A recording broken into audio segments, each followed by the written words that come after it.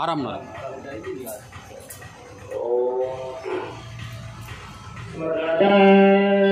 ரமண கோவிந்த கோவிந்த ஆஞ்சநேய கோவிந்த கோவிந்த கோபிகா ரமண கோவிந்த கோவிந்த நம பார்வதி பதையே ஹர மகாதேவம்.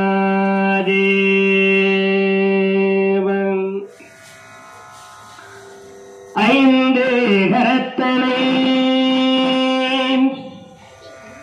ஆனை முகத்தனை இங்கும் இளம்பிரை போலும் எயிற்றனை நந்தி மகந்தனை ஞான பொருந்தினை புந்தையில் வைத்து அடி போற்றுகின்றேனே. புந்தியில் வைத்து அடி போற்றுகின்றேனே.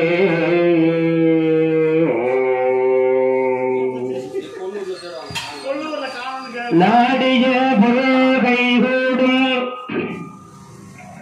ஞானம் புகழும் குண்டம் வீடிகள் வெளியதாக்கும் வேரியம் கமலை நோக்கும் நீடிய அரக்கர் சேனை நிறுபட்டு அழிய வாகை சூடிய சிலையிராமன் தோல்வடி குருவோர்க்கு ராமன் தோல்வடி குருவோர்க்கு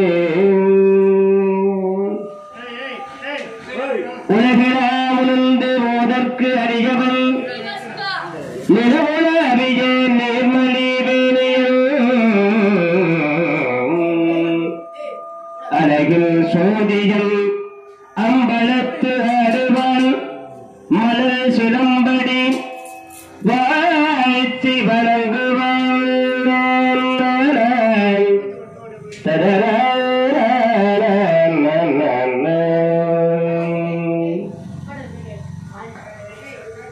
ஆத்தாளே எங்கள் அபிராமவள்ளியை அண்டமெல்லாம் பூத்தாளை மாதுளம்பு நிலத்தாளை புலியடங்க கத்தாளை கையில் பாசாறு சமந்தரித்தாளை முக்கண்ணியை தொழுவாருக்கு ஒரு தீங்கு இல்லையே.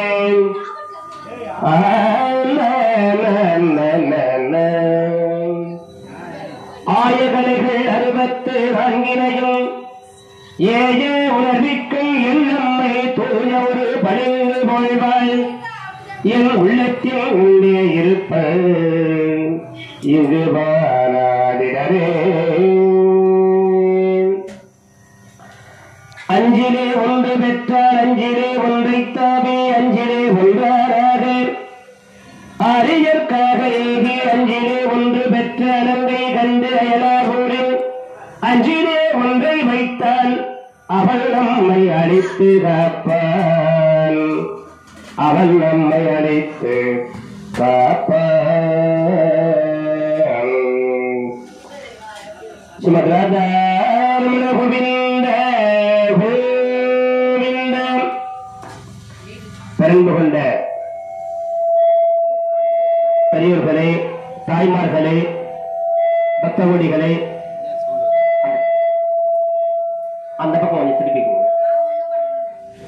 தென்னாட்டிலும் பொன்னாடாக விளங்கும் சான்றோரும் கற்றோரும் பலரும் வாழ்கின்ற நம்முடைய திருவண்ணாமலை மாவட்டம் வேங்கிக்கால்புரம் கிராமத்தில் தன் வாழ்ந்து வரக்கூடிய ஆண்டோர்கள் மக்களே, சான்றோர்கள் மக்களே, பக்தகோடிகளே, எல்லாவற்றிற்கும் மேலாக நமது கிராமத்திலே எழுந்தருளி நம்மையெல்லாம் காத்து ரட்சிக்கின்ற ஜெகன்மாதா அருள்மிகு மாரியம்மனுடைய ஆலயத்தின் கண்ணே நவராத்திரி பெருவிழா இன்றைய தினம் 6வது நாளாக சிறந்தமல்லே நடைபெற்று வருகிறது. அம்பாள் கொல்லூர் மூகாம்பிகை காட்சியாக அலங்காரத்திலே இங்கே நமக்கெல்லாம் அருள்பாலித்துக் கொண்டிருக்கிறார்கள். நல்ல தருணத்திலே உபயமாக கருதக்கூடிய அடியார் திருவாளர் ரவி நாயுடு மற்றும் கோமதி அன்னாருடைய குடும்பத்தை சேர்ந்த அன்பர்களுக்கும் இந்த விழாவினை வெகு சிறப்பாக ஏற்று நடத்தக்கூடிய விழா கமிட்டியை சேர்ந்த மெய்யன்பர்களுக்கும் இங்கே வருகின்றிருக்கக்கூடிய பக்தகோடிகளுக்கும் அடியேன் சிறந்தாழ்ந்த நன்றி கலந்த நல் வணக்கங்களை உரித்தாக்கிக் கொண்டு, பெரியவர்களே, நேற்றைய தினத்திலே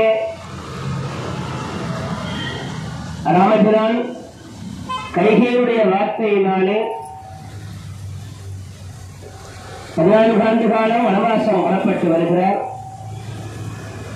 பரதன் ராமபிரானிடம் பாதுகையை பெற்று நந்தி கிராமத்திலே அண்ணன் வரும் வரையிலும் நான் இந்த ராஜ்யத்தை ஏற்க மாட்டேன் என்று பாதுகைக்கு பட்டாபிஷேகம் செய்து அவர் தூப தீப நைவேத்தியம் கொண்டு பாதுகைக்கு பூஜை செய்து கொண்டு வருகிறார். ராமபிரான் கானகத்திலே பல முனிவர்களுடைய பாதங்களை வணங்கி அத்திய மகா முனிவர், அகத்திய மகா முனிவர் என்னும் சரபங்களுக்கு மோட்சம் அளித்து, விராதனுக்கு மோட்சம் அளித்து, ராமபிரான் கானகத்திலே பஞ்சவடியில் இருக்கின்ற பொழுது ராவணன் தங்கை கொடிய சூர்பனகையினுடைய கொடிய மூக்கையும் காதுகளையும் லட்சுமண பெருமாள் அறிந்தார். பிறகு கரன், திரிசரன், தூஷணன் கொடிய அரக்கர்களை சுவாமி வதம் செய்தார். ராமபிரானுடைய தேவியான சீதா பிராட்டியாரை ராவணன் தன் மாமாவான மாரீசனை மானாக அனுப்பி சீதா தேவியாரை லட்சுமண பெருமாளும் ராமபிரானும் இல்லாத வேளையிலே பூமியோடு பெயர்த்தெடுத்து சன்னியாசி குலத்திலே ஆகாய மார்க்கமாக கடத்தி சென்றார். அப்போது ஜடாயுவானவர் பொருட்டு ராமபிரானுடைய திருவிழாவிலே ஜடாயு முக்தி அடைந்தார். எனவே ஜடாயு முக்தியோடு நாம் சரித்திரம் கண்டோம். இன்றைய சரித்திரம் வாலி மோட்சம். வாலிக்கு மட்டுமல்ல, சபரி தாயாருக்கு மோட்சம், கவந்தனுக்கு சாபர மோட்சம், இதையெல்லாம் காண இருக்கிறோம். நாளைய சரித்திரம் தான் எல்லோரும் அவரோடு எதிர்பார்க்கக்கூடிய சுந்தரகாண்டம். நாளைய தினம் சுந்தரகாண்டம் என்கின்ற சொற்பொழிவு நடைபெறும். இன்றைய தினம் வாலி மோட்சம் என்ற தலைப்பிலே நடைபெற இருக்கிறது. ஆங்காங்க இருக்கக்கூடிய பெரியோர்கள், தாய்மார்கள், பக்தகோடிகள் ஆலயத்தின் கண்ணே வந்திருந்து கேட்டு எல்லாம் வல்ல எம்பெருமாற்றுடைய அருளையும் பகவானுடைய அருளையும் தாயாருடைய அருளையும் பெருமையாக கேட்டுக்கொண்டு நிகழ்ச்சியை துவங்குகிறோம். பெரியோர்களே, நம்ம பார்வதி பதையே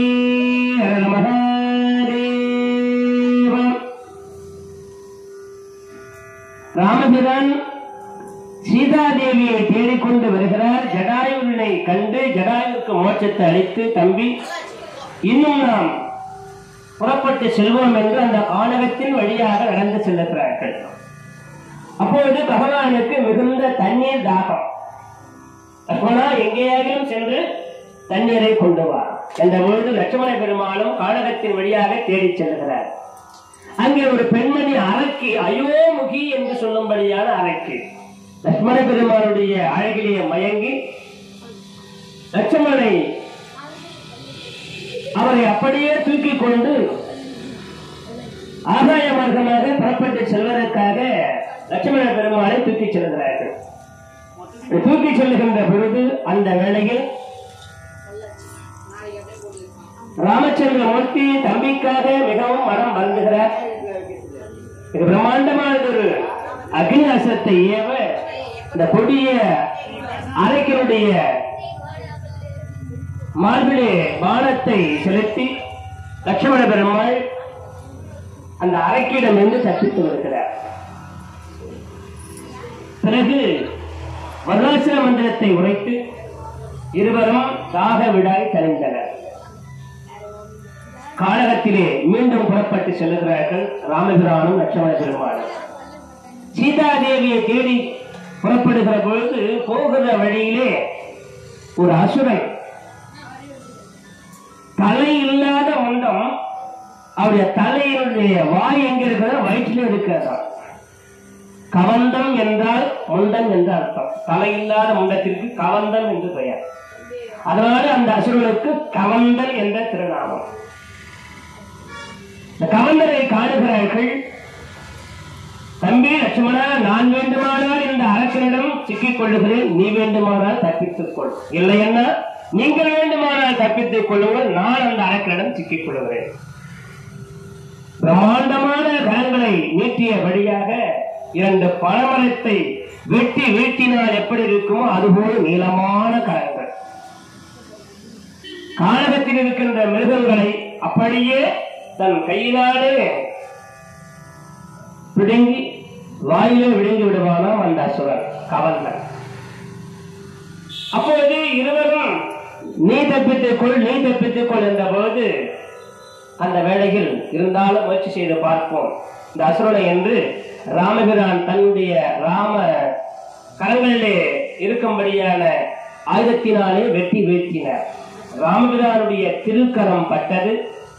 கவந்தன் என்கின்ற அசுரன் உண்மையான சுரபத்தை அடைகிறார்.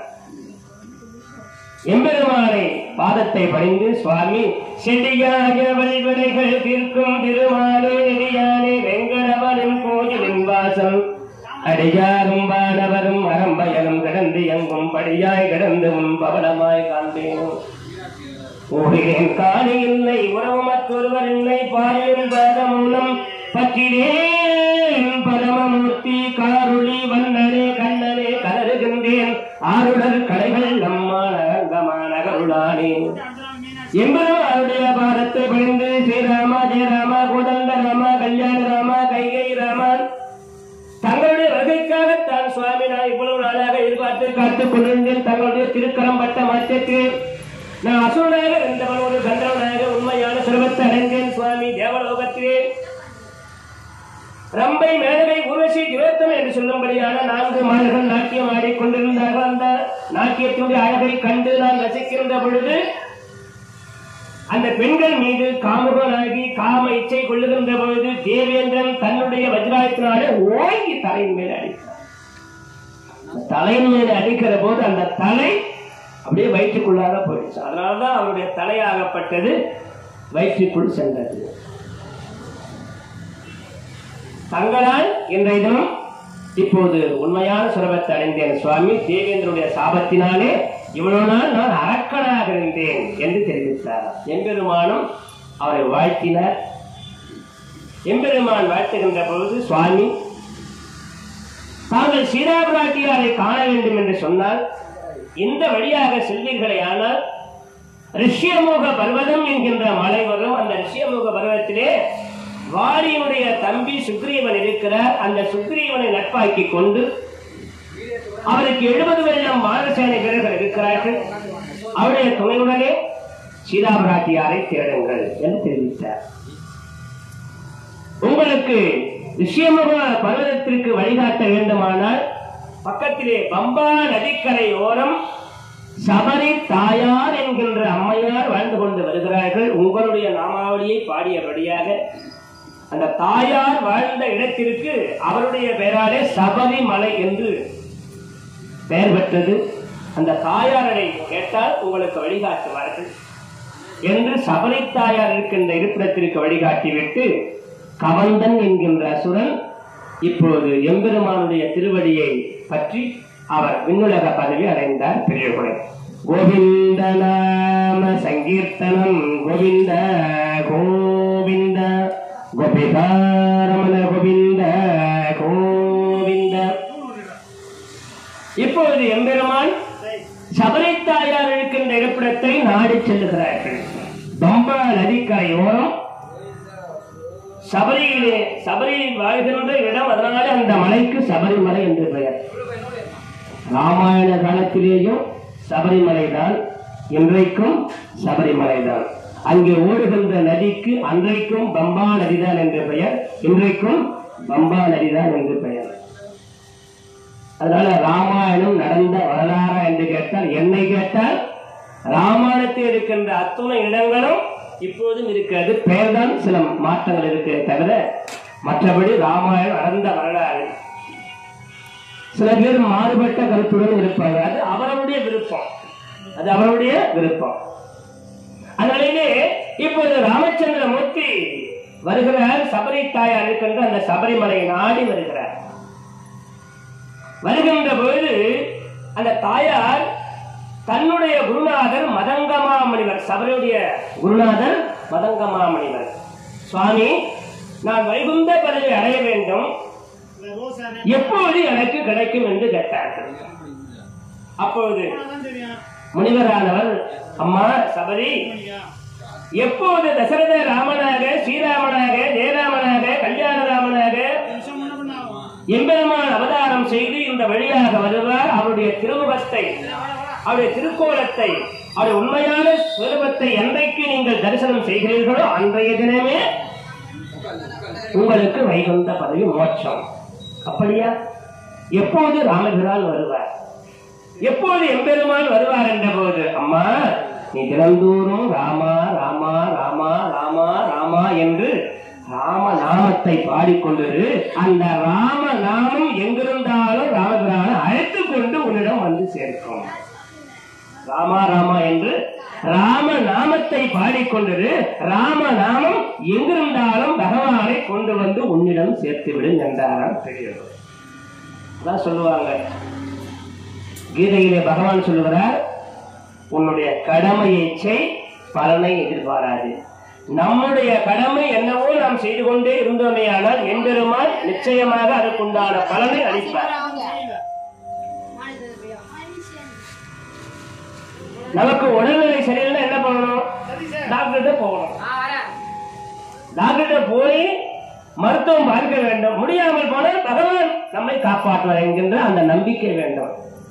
ஆனா நம்ம ஆளுங்க சில பேர் ஒரு குறுக்கு கேள்வி கேட்பாங்க. நான் அங்கிருந்தே ராமா ராமான்னு சொல்லிட்டு இருக்கிறேன், உடம்பு சரியில்லைன்னா பகவான் காப்பாற்றுவாரு. கடவுளாலையும் பாடி நம்மளாலையும் பாடி, கடவுளாலையும் பாடி நம்மளாலையும் பாடி. கடவுளும் காட்சிதான் கொடுப்பாரே தவிர என்னைக்கும் ஊட்டி கொடுக்க மாட்டார். ராஜா கானகத்தின் வழியா அப்படியே ஊர் உலகம் எல்லாம் சுத்தி பார்த்துட்டு வர்றாங்க. எல்லா உலகத்தையும் சுத்தி பார்த்துட்டு வர்ற பொழுது அப்ப ஒரு ஏழை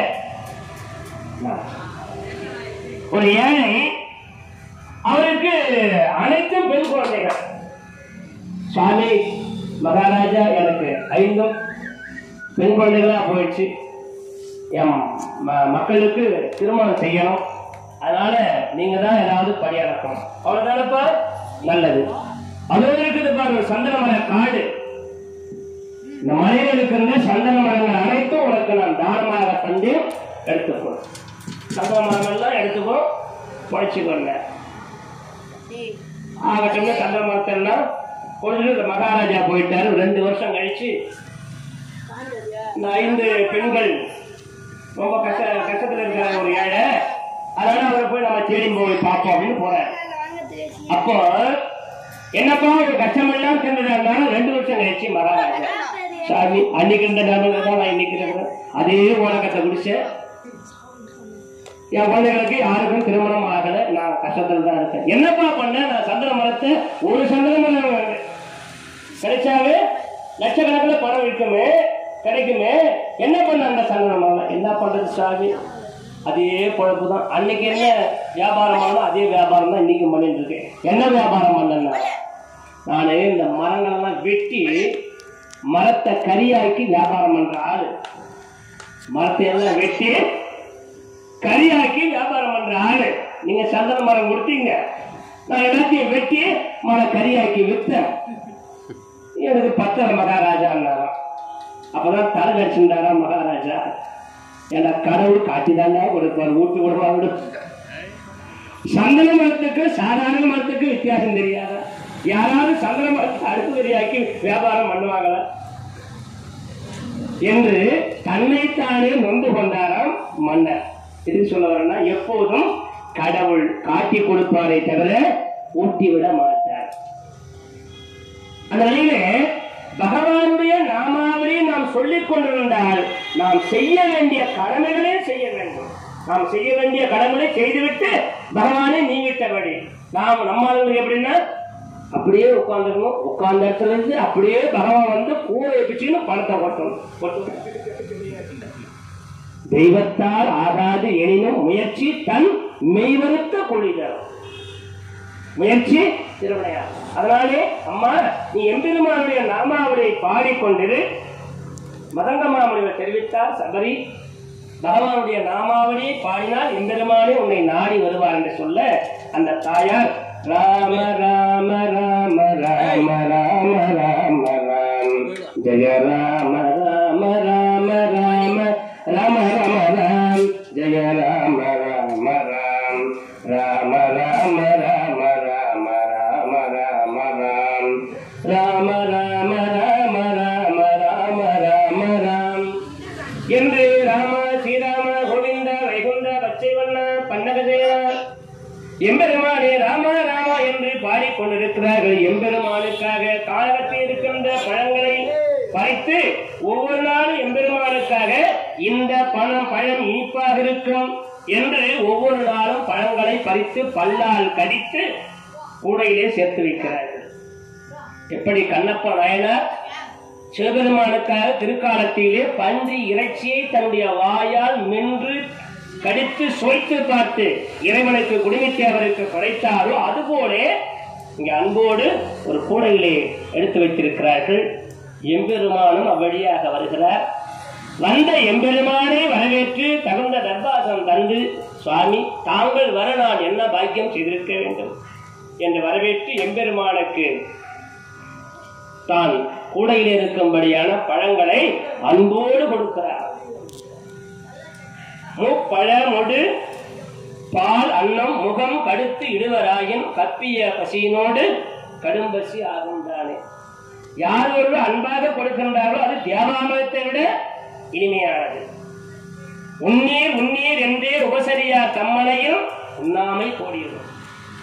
அந்த பழங்களை கொடுக்கின்ற போது எம்பெருமான் அன்போடு ஏற்றுக்கொண்டார். லட்சுமண பெருமாளுக்கு மேல கீழே அப்படியே இறங்க பார்க்கிறார். ஐயோ இந்த பாட்டி பல்லாக கடித்து சுவைத்த பழத்தை சாப்பிடுகிறார் என்ற போது தம்பியினுடைய மனதை பார்த்து வாழ்த்தி, அப்பா அன்பால் கொடுக்கின்ற பொருளை வேண்டாம் என்று ஒதுக்கக்கூடாது, ஏற்றுக்கொள் என்று சொல்ல எம்பெருமானுடைய யாவரின் பிரகாரம் லட்சுமண பெருமானும் ஏற்றுக்கொண்டார்கள்.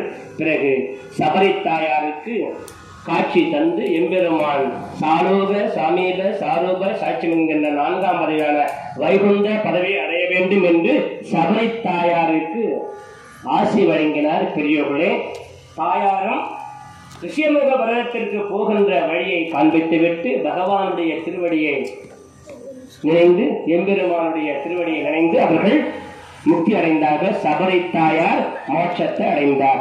கோவிந்த நாம சங்கீர்த்தனம் கோவிந்த கோவிந்த. சபரி தாயார் வைகுண்ட பதவி அடைந்த மோட்சத்தை அடைந்த இந்த நல்ல வழியிலே பேசுவாங்க. போயிட்டாங்களா? பெயர் சொல்ல விரும்பாத அடியார் இங்கே 50 ரூபாய் அன்பளிப்பாக வாரி வழங்குகிறார்கள். ஆனால் அந்த குடும்பம் வாழ்க பல்லாண்டு பல்லாண்டு எல்லாம் உள்ள அம்பாளுடைய அருளையும் பகவான் அருள் பெற்றும் பல்லாண்டு வாழ்க வாழ்க என்று அறியாத குடும்பத்தை வாழ்த்துகிறோம். கோவிந்த நாம சங்கீர்த்தனம் கோவிந்த கோவிந்தம்.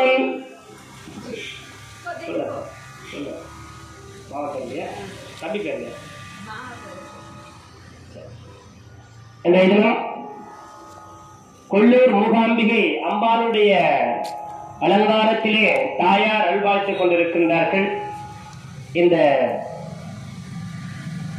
அருமையான நல்லவரையிலே நமது வேங்கிக்கால் புதூரை சேர்ந்த தமிழ்நாடு மின்சார வாரியத்திலே இளநிலை பொறியாளராக பணியாற்றும்படியான அருமை மாமா அவர்கள், ஆறுமுகம் மாமா அவர்கள் குடும்பத்தின் சார்பாக குழந்தைகள் சார்பாக இங்கே 100 ரூபாய் அன்பளிப்பாக வாரி வழங்குகிறார்கள். அன்பளிப்பு வழங்கிய அல்லாத குடும்பம் வாழ்க பல்லாண்டு பல்லாண்டு எல்லாம் வல்ல எம்பெருமானுடைய அருள் பெற்று தாயோட அருள் பெற்று வாழ்க பல்லாண்டு என்று பகவானை பிரார்த்தனை செய்கின்றோம். இந்த அருமையான வேலை இன்றைய தினம் உபயதாரர் திருவாளர் ரவி நாயுடு ரவிநாயுடு அவர்கள் குடும்பத்தின் சார்பாக, குழந்தைகள் சார்பாக உபயத்தை ஏற்ற அட்டனோடு மட்டுமன்றி 101 ரூபாய் அன்பளிப்பாக வாரி வழங்குகிறார்கள். அதாவது குடும்பம் வாழ்க, பல்லாண்டு பல்லாண்டு, எல்லாம் வல்ல எம்பெருமாடு அழியும், தாயாருடைய அழியும் பெருக என்று அனாத குடும்பத்தை வாழ்த்துகிறோம். கோவிந்த நாம சங்கீர்த்தனம் கோவிந்த கோவிந்த அஞ்சலேவ கோவிந்த கோவிந்த. இந்த நிலையிலே பகவான் ராமபிரான் ஆனவர் சபரித்தாயாருக்கு மோட்சத்தை அளித்து இப்பொழுது ரிஷியமுக பர்வதம் என்கின்ற சுக்ரீவன் இருக்கின்ற இருப்பிடத்தை நாடி புறப்பட்டு செல்கிறார்.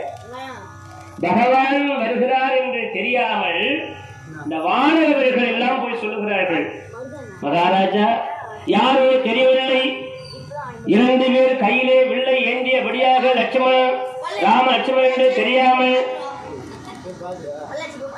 என்னென்று கேட்டு வருகிறார்கள். சுக்ரீவன் எங்கே, சுக்ரீவன் எங்கே, சுக்ரீவன் எங்கே என்று கேட்டுக்கொண்டு வருகிறார்கள் மகாராஜா. இந்த கேட்டா எப்படி இருக்கும்? ஏற்கனவே தன்னுடைய அண்ணன் வாலியிடம் அடிபட்டு அண்ணனுக்காக பயந்து அந்த கோயில பதுங்கிருக்கிறாரு சுக்ரீவன். வாலியேவலின் வரவினர்கள் என மூலம் ஊர்கிறார், என்னுடைய அண்ணனுடைய ஆட்கள் தான் வருகிறார்கள் என்று பயந்து அஞ்சி நடுங்கி சுக்ரீவன் பிடிச்சாலும் ஓட்டம் இங்க இருக்கப்படாது. கையில வில்ல வச்சுட்டு ஒரு கத்தி எடுத்து நம்மள ஒருத்தர் பேரை கேட்டு வந்தா எப்படி இருக்கும்? நம்ம பேரை கேட்டு கத்தி எடுத்து வந்தா எப்படி இருக்கும் நமக்கு? அது போல எங்கே சுக்ரீவன், எங்கே சுக்ரீவன் என்று சுக்ரீவன் எங்கே இருக்கிறார்? அவர் எதுக்காக வந்த அந்த சுக்ரீவனை நட்பாக்கிக் கொள்வதற்காக வருகிறார் பகவான். ஆனா சுக்ரீவன் பயந்து புறப்பட்டாராம் வேகமாக. அவர் வேகமாக ஓடுகிற போது பக்கத்தில் இருக்கின்ற ஆஞ்சநேயர், ஐயா வந்திருப்பவர் யார் என்று நாம் அறியாமல் ஒரு மீது சந்தேகப்படக்கூடாது, தேரான் தெளிவும் தெளிந்தான் கலையுறவும் தீராயிடம் வைத்தரும், நான் சென்று பார்த்துவிட்டு வருகிறேன் என்று புறப்பட்டு செல்கிறாராம். நேராக சென்று எம்பெருமானா அல்லது உண்மையிலே யார் வந்திருக்கிறார் என்பதை அறிந்துவிட்டு வருகிறேன் என்று புறப்பட்டு சென்றார். தன்னுடைய வடிவத்தை ஒரு பிராமண வடிவம் தாங்கிக் கொண்டு அவர்கள் எதிரிலே நிற்கிற பொழுது எம்பெருமான் கேட்கிறார், அப்பா யார் நீ, எங்கிருந்து வருகிறாய் என்ற பொழுது அந்த வேளையில் மஞ்சன திரண்ட கோலர் மேனியில் மகளிருக்கு எல்லாம் நஞ்சு என தகையவாகி நலில் இரும் பணிக்கு தெம்ப கஞ்சம் முத்து அறந்த செய்ய கண்ணான் யான் காற்றின் வேந்தற்கு அஞ்சலை வயிற்றில் வந்தேன் நாமம் அருமல்கின்றேன். கஞ்சம் ஒத்து அறந்த செய்ய கண்ணா, கஞ்சம் என்றால் தாமரை, தாமரை போன்ற கண்களை உடைய பெருமானே, யான் காற்றின் வேந்தற்கு அஞ்சலை வயிற்றில் வந்தேன். அஞ்சனாதியுடைய திருக்குமாரன் வாயுகுமாரன், அடியுடைய திருநாமம் நாமமும் அனுமன் என்பேன். பகவானின் மேனி எப்படி இருப்பது? மஞ்சு என திரண்ட கோல மேனியன். மேகம் எப்படி பார்ப்பதற்கு கண்ணங்களே என்று இருக்குமோ அப்பேர் பண்ற நீல மேக சியாமல வனனாக விளங்கக்கூடிய பெருமானே, நான் தான் வாயுகுமாரன், என்னுடைய திருநாமம் அஞ்சனை புதல்வன் அனுமன் என்பார்கள். இப்படி உரைக்கின்ற போது அவருடைய வார்த்தையை கேட்ட மாத்திரத்திலே பகவானுக்கு மிகுந்த பேரானந்தம். அவர் பணியோடு பேசுகின்ற அந்த காட்சியை கண்டு வாழ்த்தி, தம்பி லட்சுமணா, இப்பேற்பட்ட சிறந்தவனை எந்த உலகத்திலும் நாம் பார்க்கவில்லை. அப்போதுதான் அவருக்கு யார்கள் சொல்லின் செல்வன், சொல்லின் செல்வன் என்ற பட்டத்தை பகவான் தான் ஆஞ்சநேயருக்கு கொடுக்கிறார். சொல்லின் செல்வன் என்றால் ஆஞ்சநேயருக்கு தான் அந்த திருநாமம். ஆக அவரை வாழ்த்தி, அப்பா நாங்கள் லட்சுமண பெருமாள் உரைக்கின்றார், நாங்கள் 2 பேரும் தசரத குமாரர்கள் சீதாபிராட்டியாரை ராவணன் கடத்தி சென்று விட்டான். சீதாபிராட்டியாரை தேடுவதற்காக சுக்ரீவனை நட்பாக்கிக் கொண்டு நாங்கள் அவரை நட்பாக்குவதற்காக வந்திருக்கின்றோம். நாங்கள் தான் தசரத குமாரர்கள் ராம லட்சுமணன் என்ற பொழுது லட்சுமண பெருமாள் ராமன் 2 பேர் எதிரிலே அப்பாவுடைய உண்மையான செல்வத்தை காட்டுங்கள் என்று சொல்ல ஆஞ்சநேயர் விண்ணுக்கும் மண்ணுக்கும் பெரியதொரு வடிவத்தை காண்பித்தார். பகவானாலே அவருடைய உண்மையான செல்வத்தை காண முடியவில்லை. விண்ணுக்கும் மண்ணுக்கும் பெரியதொரு வடிவம் அவருடைய கால் பாகம் மட்டும்தான் தெரிந்ததான். கால் பாகம்னா ஆஞ்சநேயருடைய கால் பாகம் மட்டும்தான் தெரிந்தது.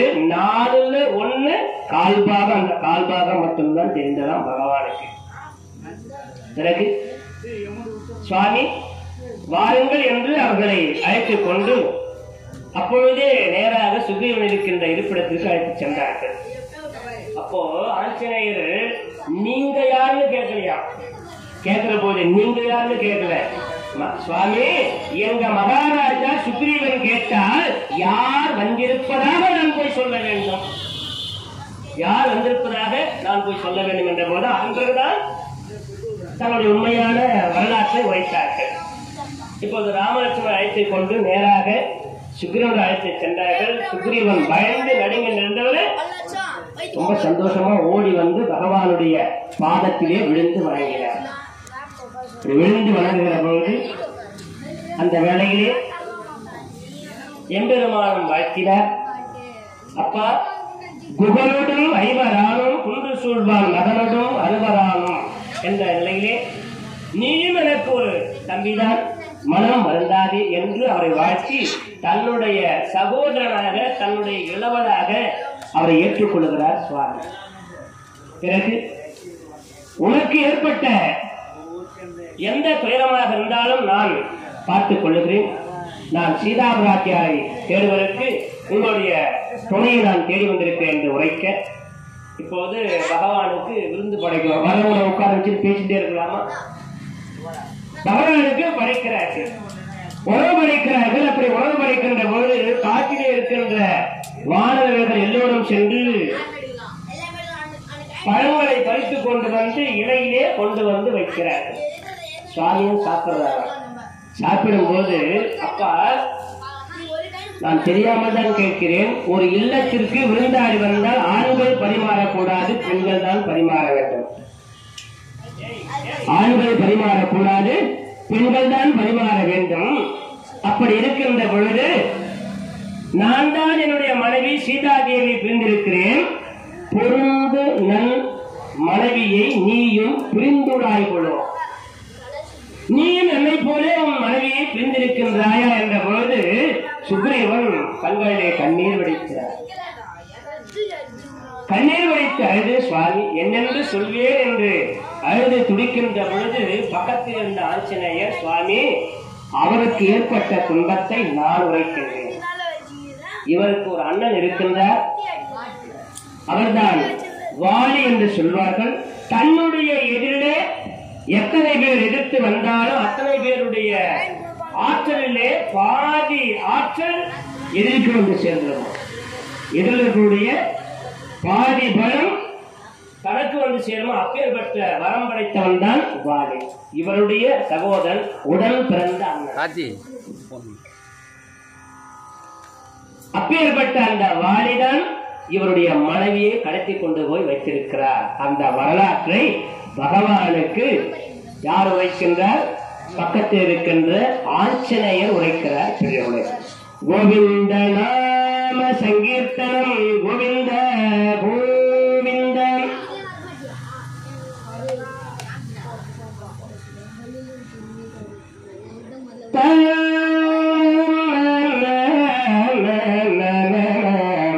நாடு வேதம் அவை நவையில் ஆர்களி வேலி அன்னவன் மலையின் மேலுடன் சூழி தன் அருள் துறையின் முற்றினான் வாலி என்றுடன் வரம்பில் ஆற்றலான்.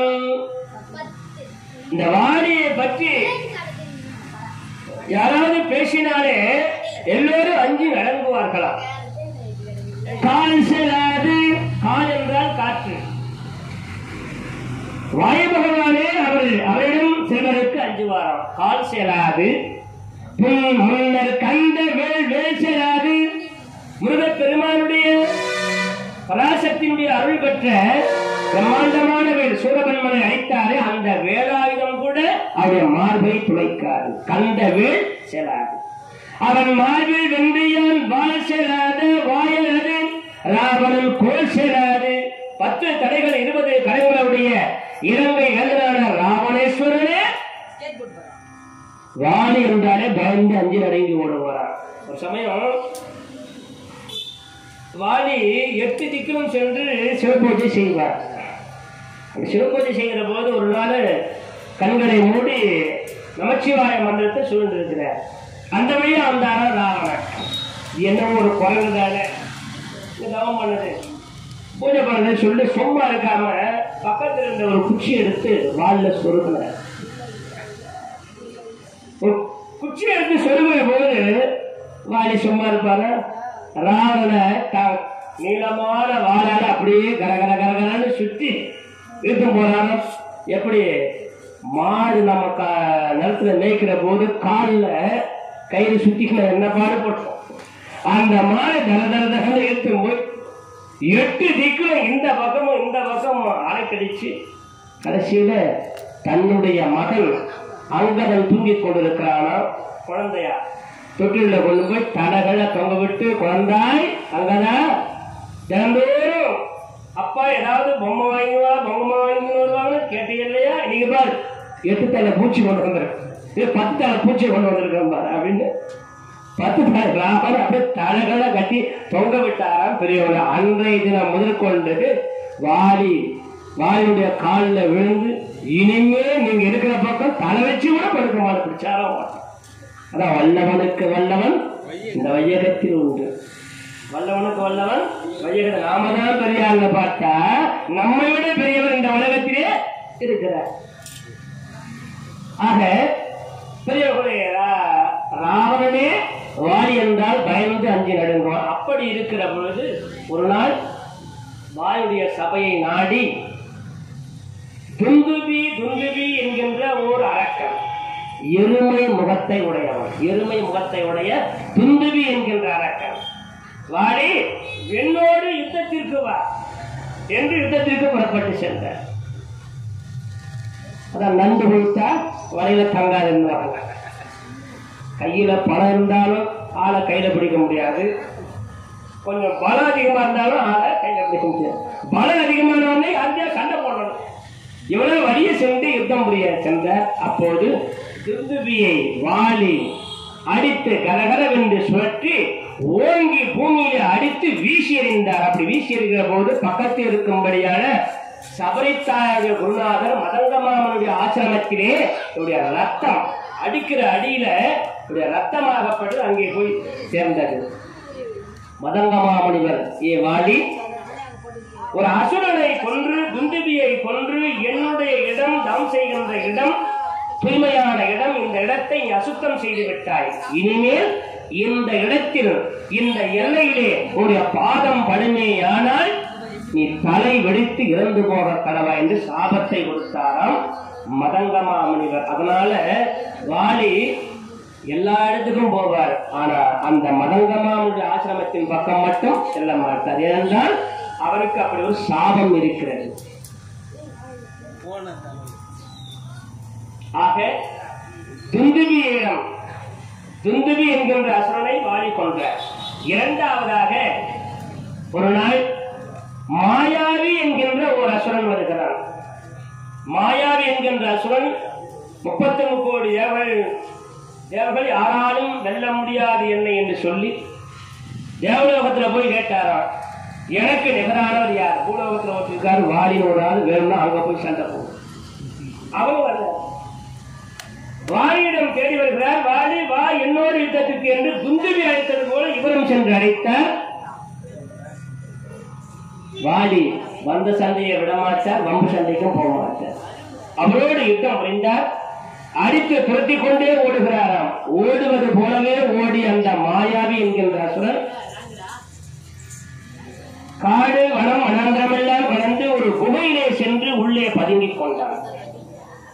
குகையிலே சென்று பதுங்கிக் கொண்ட பொழுது அந்த வேளையிலே தன் தம்பி சுக்ரீவனை அழைத்து, தம்பி சுக்ரீவா, இந்த அரக்கன் இந்த மாயாவி என்கின்ற அசுரன் குகையின் உள்ளே சென்றிருக்கிறான், நீ இங்கேயே காவல் காத்துக் கொண்டிரு, நான் உள்ளே சென்று தேடி சென்று அவனை கொண்டு விட்டு வருகிறேன்.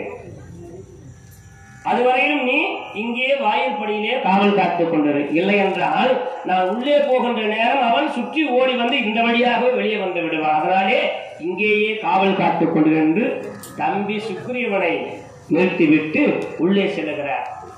ராமாயணத்துல நமக்கு தெரிந்து கொள்ளக்கூடிய நீதி ஒன்று ராமாயணம் சொல்லுகிறது.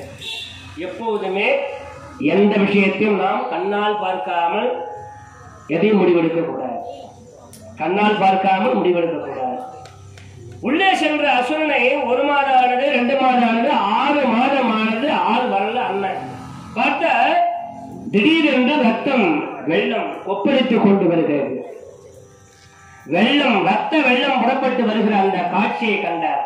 ஆகா, எங்கள் அண்ணனைத்தான் வாலியைத்தான் அந்த அரக்கன் கொண்டு விட்டான், அதனால்தான் ரத்தம் வருகிறது என்று இவராக முடிவு செய்து விட்டார். நேரில் பார்க்காமலே இவராகவே கற்பனையாக முடிவு செய்து விட்டார். பின்னால் என்ன ஆபத்து வரப்போகுது?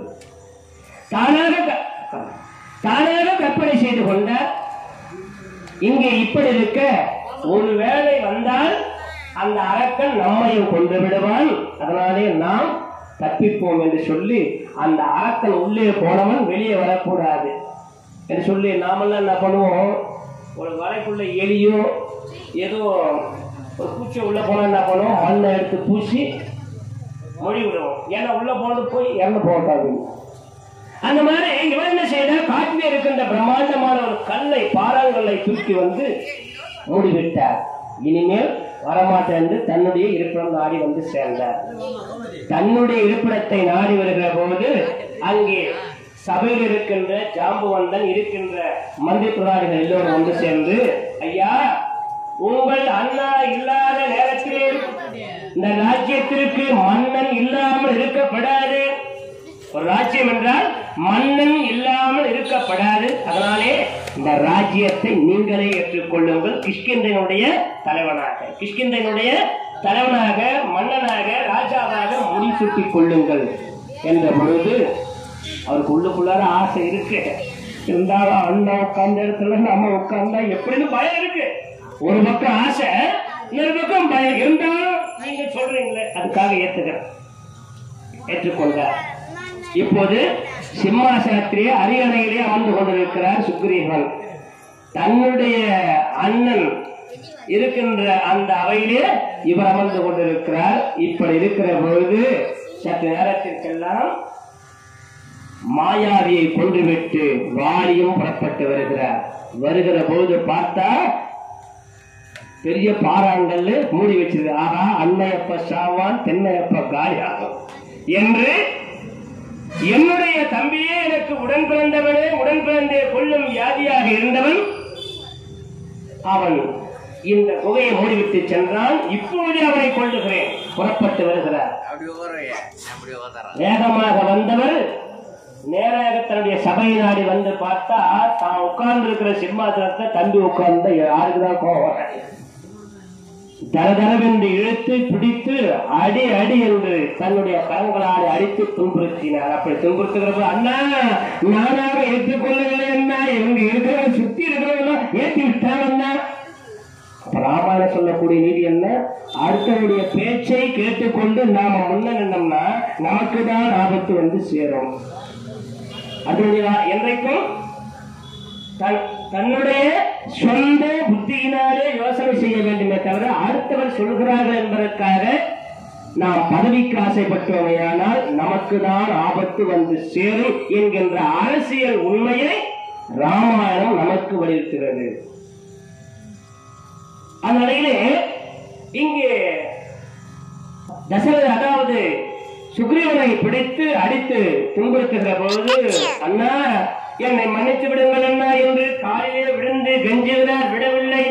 அடித்து துரத்தி கொண்டே ஓடுகிற பொழுது அந்த வேளையில் கானகம் முழுவதும் அலைந்து திரிந்து அங்கம் மரணம் என்கின்ற பல தேசங்கள் எல்லாம் கடந்து சென்று இறுதியாக வாலி வராத ஓர் இடம் என்ன? அதுதான் மதங்காமா முனிவர் இருக்கும்படியான ஆசிரமத்தின் அருகாமல் இருக்கும்படியான ரிஷ்யமுக பர்வதம் இங்கு சென்றால்தான் நம்மை அண்ணன் கொல்லாமல் விடுவார் என்று சொல்லி பிறகு நேராக ரிஷ்யமுக பர்வதத்திலே சென்று மறைந்து விட்டார் பெரியவர்களே.